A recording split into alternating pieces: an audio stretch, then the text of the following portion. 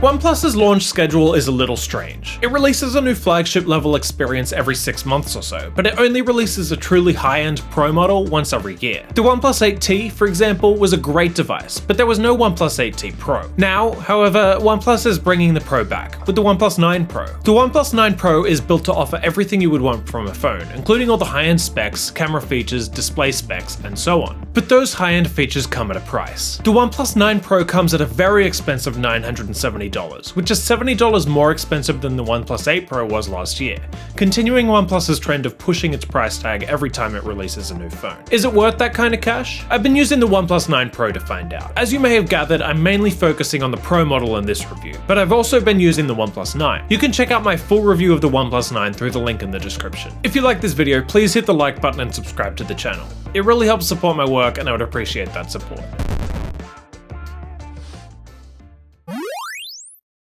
While the OnePlus 9 looks very similar to the OnePlus 8T, the OnePlus 9 Pro looks a bit more like the previous gen OnePlus 8 Pro, thanks to its curved edges on the display. While I don't mind the look of those curved edges, I generally prefer a flat display these days, but the OnePlus 9 Pro still looks good. Also on the front can be found the hole punch cutout for the front-facing camera, found on the top left corner of the display. It's small and unobtrusive. Around the edges of the phone, you'll get a USB-C port, a power button, a volume rocker, and a ringer switch. I love the fact that there's a ringer switch on OnePlus phones, and it can really come in handy. I don't really love the placement of the volume rocker though, and I would have probably preferred to switch the ringer switch and volume rocker around. On the back can be found the new camera module, with its Hasselblad branding. It doesn't necessarily look all that unique in a world of rectangular camera bumps in the top left corner, but it still looks fine. Thankfully, it doesn't protrude much from the back of the phone either, but it still makes the phone uneven on a table. The OnePlus 9 Pro comes in a few different colors. I'm reviewing the Morning Mist model, but it also comes in Pine Green and Stellar Black. I'm honestly not too crazy about any of these colors. I prefer the Winter Mist on offer by the standard OnePlus 9. The OnePlus 9 Pro feels great in the hand. The device is a little heavier than the standard OnePlus 9, and the result is that it feels a little more premium. Also, just because it's heavier, that doesn't make it too heavy. It's still easy to hold and carry in the pocket. On the front, you'll get a 6.7-inch display, and it's stunning. The display is a pretty major step up from the standard OnePlus 9, which already had an amazing screen. On the OnePlus 9 Pro, you'll get an OLED display with a 1440p resolution and a hefty 120Hz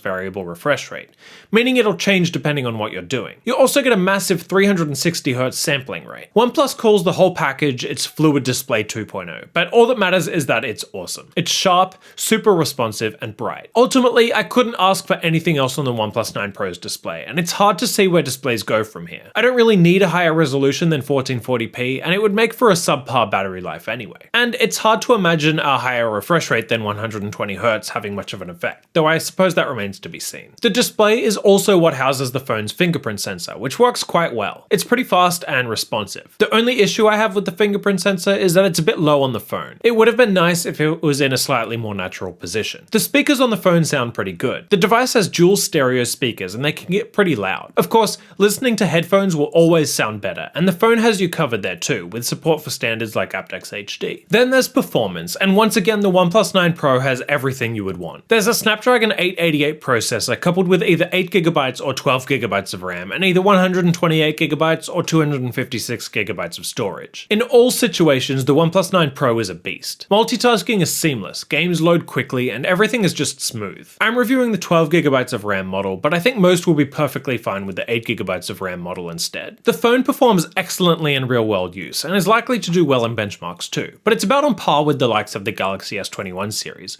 or maybe even a little better than some models thanks to the 12GB of RAM. It's not quite as impressive as the iPhone 12 though, and the result is that while the iPhone 12 will probably still be performing as well as it does now in 3 years, the OnePlus 9 Pro may be slowing down. Powering it all is a 4500 mAh battery, which is the same size as the standard OnePlus 9. The OnePlus 9 Pro has a higher resolution display, but it also has the variable refresh rate, so ultimately the battery is still pretty good, and it should easily get you through a full day of use and a bit into the next day. It offers a range of charging options too, including support for for wireless charging, and support for OnePlus's amazing Warp Charge 65T, which can get the phone from 0 to 100% in around 30 minutes. In other words, popping it on a charger for a few minutes should easily get you a few hours of use, which is awesome. My battery benchmark confirms a solid battery life. The test involves streaming YouTube videos at full brightness for 3 hours, and at the end of the test the phone had 75% left. That's the same as the standard OnePlus 9, and definitely on the higher end, which is nice. Then there's the camera, and it's the main event. OnePlus has partnered with Hasselblad for the camera on the OnePlus 9 Pro, with the goal being that this will result in a better camera altogether. That's good news. OnePlus phones have offered good cameras in the past, but never on par with the likes of a high-end Pixel, iPhone, or Galaxy device. When it comes to camera specs, the OnePlus 9 Pro has a quad camera system, with one 48 megapixel main camera, one 50 megapixel ultra-wide camera, one 8 megapixel telephoto camera with 3x optical zoom, and a 2 megapixel monochrome camera. It's a super versatile setup, and means that the OnePlus 9 Pro can be used in almost any situation. Of course, that doesn't mean that the photos the phone captures are actually high quality, and ultimately, while they're good, they're not great. OnePlus's camera still doesn't quite live up to the likes of the Galaxy or iPhone series, and OnePlus is really running out of excuses considering how expensive its phones have gotten. Photos captured on the OnePlus 9 Pro aren't quite as detailed or as colourful as the likes of the Galaxy S21. There is an area in which the camera excels, though that seems to be more thanks to the processor than the camera hardware. The device is able to capture 8K video at 30 frames per second, or 4K at up to a hefty 120 frames, like the Galaxy S21 series. I expect most phones with the Snapdragon 888 will be able to do the same. The OnePlus 9 Pro runs OnePlus's Oxygen OS 11, which is built on Android 11. Oxygen OS has been wandering further and further from stock Android,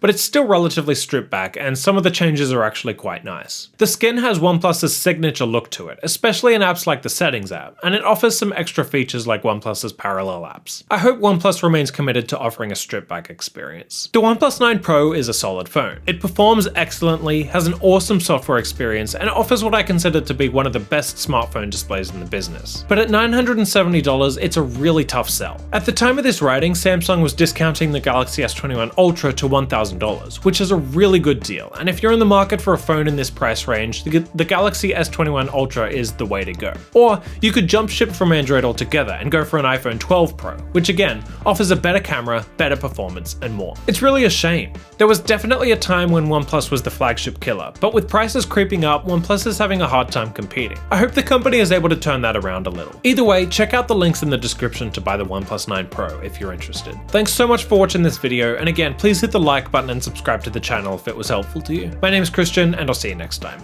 See ya.